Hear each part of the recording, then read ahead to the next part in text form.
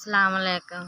मेरे मियाँ नूं फौत हो गए ने, अटैक होया 4 साल हो गए ने ते मेरे खून विच शुगर है। मैं बीमार रैहनी हाँ। मेरे 3 धीआं ने, एक बेटा 12 साल दा ते मैं आप लोकां दे घर काम करदी आं कोठियां विच।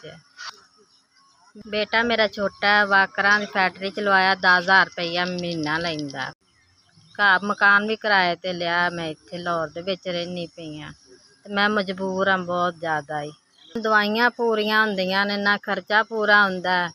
शुकर दी अज तक मैं अपनी दवाई नहीं लई, 4 साल हो गए ने। मैं इवें ही बीमार सुख सुख के तीला होई जानी आं। मेरी अज तक दवाई नसीबां विच नहीं होई ते मैं बहुत मजबूर हाँ। घर दा खर्चा पूरा करा के अपनियां दवाइयां लियावां। मजबूर हाँ, बहुत ज़्यादा मजबूर हाँ। मेरी मदद करो, तुहाडे वास्ते मैं दुआ करा दी। अल्लाह मियां तुहानूं बहुत ज़्यादा देवेगा। अल्लाह पाक तुहानूं तरक्कियां देवे, कामयाब करे। तुसीं इवें ही गरीबां दी मदद करदे रवो। 5,000 दी मदद कीती। अल्लाह मियां तुहानूं इवें ही खुश रखे। माड़े बंदियां ने तुसीं आसरा बने हो। अल्लाह पाक तुहानूं सलामत रखे। तुसीं लोकां दीयां तकलीफां माड़े बंदियां दियां दूर करदे हो।